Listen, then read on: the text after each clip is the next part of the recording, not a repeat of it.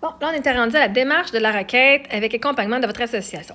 Généralement, le premier contact avec votre association se fait par téléphone.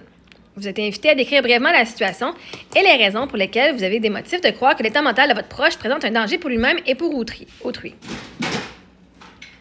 N'oubliez pas, si vous voulez que la personne soit internée, ne pas mentionner les comportements que vous avez envers l'autre. OK?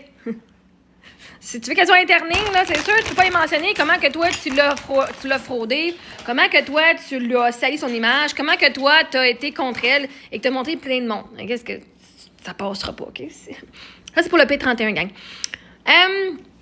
L'intervenant vous suggérera, avant la rencontre, de noter par écrit les faits récents et les comportements que vous avez observés et qui vous inquiètent. Ces notes seront un outil précieux pour la suite de votre démarche. N'oubliez pas de ne pas écrire ce que vous avez fait à cette personne-là. Hein, pour observer des comportements de réaction. Tu sais, on appelle l'abus réactif, là, quand il y a un narcissique qui va venir t'abuser, et là, Mané, tu te dis, ça suffit, je t'ai d'être impuissante, et là, tu pognes les nerfs, parce qu'enfin, tu oses parler, et là, il filme, ah, regarde, elle pogne les nerfs, j'ai rien fait. Fait que là, toi, tu vas prendre ça comme ça, tu vas écrire, elle pogne les nerfs pour rien. Oh my God! Mais quel jeu de gaslighting, puis même le système de santé mentale embarque là-dedans. C'est-tu comme, merveilleux. Ces notes seront un outil précieux pour la suite de votre démarche. Parce que, vois-tu comment ça va être précieux? Parce que maintenant, la personne qui est victime de vos attaques, et d'essayer de la faire rentrer, de montrer qu'elle est folle, elle va prendre ça, puis elle va te dire, oui, mais quand j'ai fait ça, toi, t'avais fait ça avant. Quand j'ai fait ça, toi, t'avais fait ça avant. Toi, t'avais dit ça. Mais là, les personnes, beaucoup, je dis pas tout le monde, encore une fois, je dis pas tout le monde, mais beaucoup. Les abuseurs, ce qui compte, vont dire, moi, cette personne-là, elle a jamais parlé. Là, elle ose parler, on va la faire taire, on va y faire peur, puis on va faire penser que c'est elle la folle. Comme ça, quand elle va parler, ils vont pas la croire parce qu'elle a un problème de santé mentale. Fait que si elle a un problème de santé mentale, ils vont dire « Ah, ben non, c'est pas vrai » parce que là, ils vont dire « Non, mais là, elle raconte des mensonges. Depuis toujours raconter des mensonges, c'est de faire ça pour cette personne-là. » Mais à un moment donné, quand elle décide de parler puis que le monde commence à la croire, watch out, votre jeu ne marchera plus. Donc, ici, on a danger. Si c'est un danger immédiat, puis ça, c'est correct. Là. Il y en a qui ont vraiment besoin d'y aller. OK? Je ne suis pas dans le déni qu'il y a du monde qui ont vraiment besoin d'être internés puis qui sont vraiment en danger. Je veux dire, si c'est un fusil puis tu vas menacer de te tuer ou de tuer quelqu'un, je peux comprendre. OK? Appeler. Danger immédiat, appelle 911. Danger imminent. Appel à l'association de famille ou un avocat. Préparation de la requête pour garde provisoire en vue d'une évaluation psychiatrique. Puis là, il y a du monde qui disait, tout le monde vous dit, ah, elle est mariée, elle devrait la Pinel. Quelqu'un a dit ça à ma soeur a dit, j'ai demandé, mais les membres de la famille ne veulent pas embarquer là-dedans. C'est-à-dire, les membres de la famille savaient que je n'étais pas folle. Merci. Mais à ce point-là, mon père, ma soeur, pourtant, c'est les deux qui étaient dedans. Pourquoi est-ce que les deux ensemble ne se sont pas mis ensemble pour le faire? Les deux, ils auraient été corrects? Ah, parce que je n'étais pas un danger imminent. Je n'étais pas un danger immédiat. Moi, j'étais prête à aller me faire consulter si besoin. J'ai juste pas les moyens de le faire, mais si je suis obligée de le faire, Chris, ça me coûte pas une scène.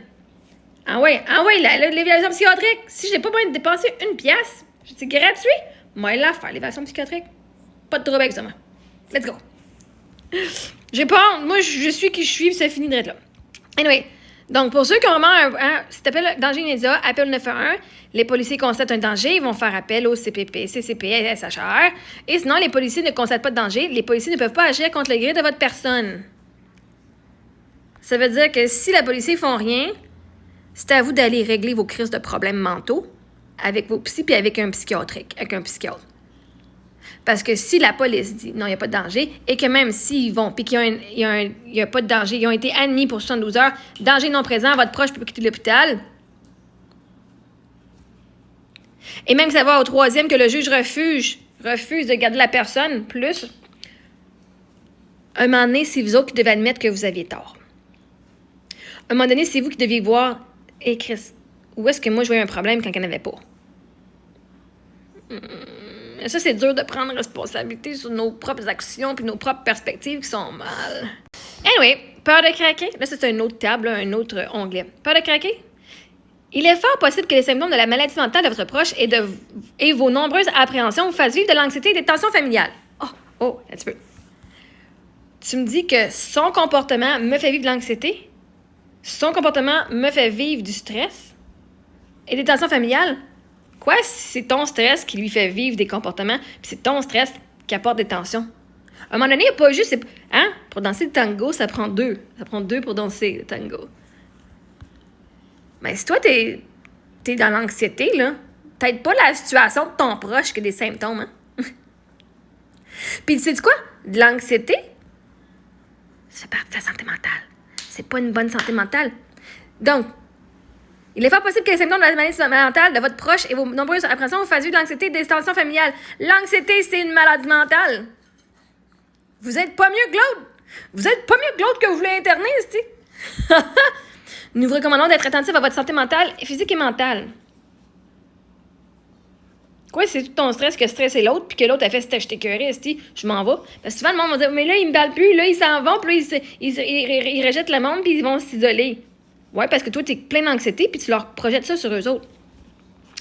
Qu'est-ce qui vous arrive? La grande majorité des membres de l'entourage qui accompagnent un proche atteint de maladie mentale vivent des difficultés qui se ressemblent. Oh.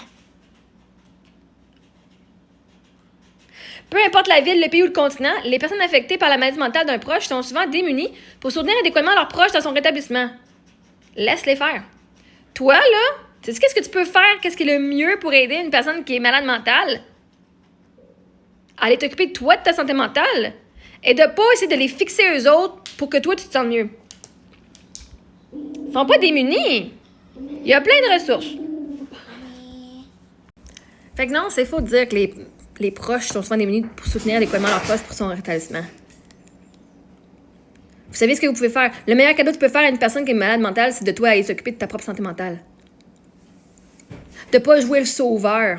De pas essayer de fixer quelqu'un. De dire, t'as changé puis je veux que tu reviennes comme qui tu étais. La pire affaire, tu peux faire à quelqu'un qui se sent pas bien, whatever, c'est de dire, tu devrais pas être comme ça.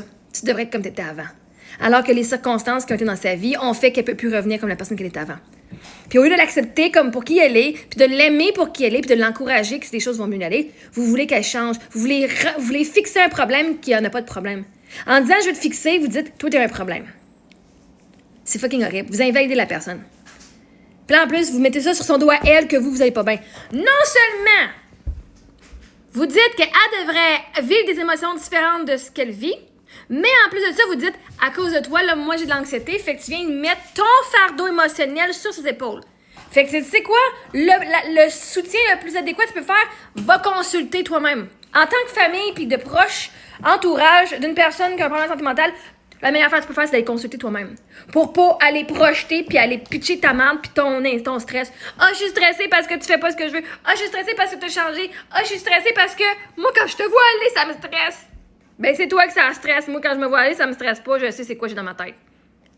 Fait au lieu de venir me pitcher pis de pas m'écouter quand je dis que je vais bien, pis ben non, c'est ta santé mentale qui parle, tu vas vraiment pas bien. Toi, tu vas pas bien. Toi, t'es en détresse. Va consulter puis arrête de me parler, ça va m'aider.